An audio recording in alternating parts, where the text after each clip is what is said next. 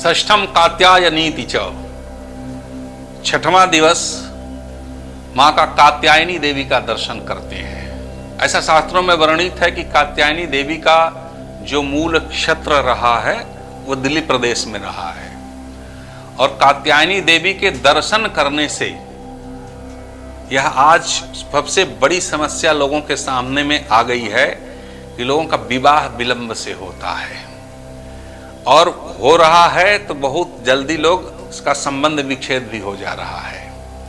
तो कात्यायनी देवी जो है वो ब्रह्मचर्य की प्रतीक है और साथ ही साथ मंगल भी प्रदान करने वाली है। चंद्रहासो ज्वलकरा शार्दूलवर वाहना कात्यायनी शुभम दद्यात् देवी दानवघातिनी।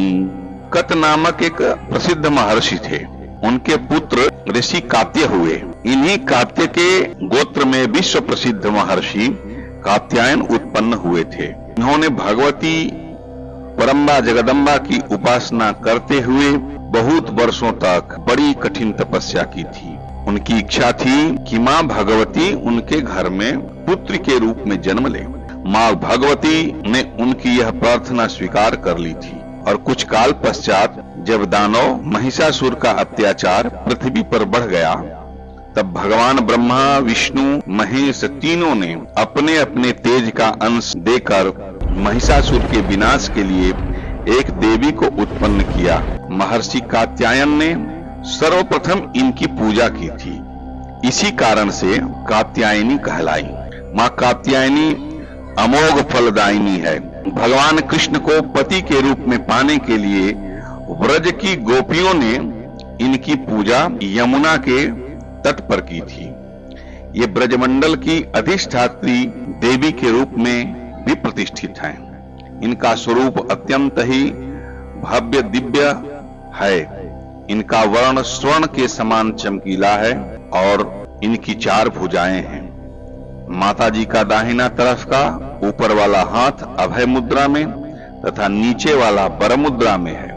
बाईं तरफ के ऊपर वाले हाथ में तलवार है और नीचे वाले हाथ में कमल पुष्प सुशोभित है। इनका वाहन सिंह है। माँ कात्यायनी की भक्ति और उपासना द्वारा मनुष्य को बड़े ही सरलता से अर्थ, धर्म, काम, मोक्ष चारों फल की प्राप्ति हो जाती है। जन्म जन्मांतर के पापों को विनष्ट करने के लिए माँ की उपासना से अधिक सुगम और सरल मार्ग दूसरा नहीं है। तो सभी देवियां जितनी भी हैं उसमें से कात्यायनी देवी का उपासना करने वाला व्यक्ति या चाहे कोई भी देवी के स्वरूप का दर्शन करता है तो किसी न किसी व्यक्ति की वो कुल देवी होती हैं, उसके कुल की अधिष्ठात्री देवी होती हैं। इसमें माँ कात्यायनी का दर्शन करने से जीवन में सफलता प्राप्त होती है और साथ ही साथ घर परिवार में जो नाना प्रकार के तरह तरह के उतार चढ़ाव होते हैं वो समाप्त हो जाते हैं। इसलिए माँ कात्यायनी का उपासना करना चाहिए।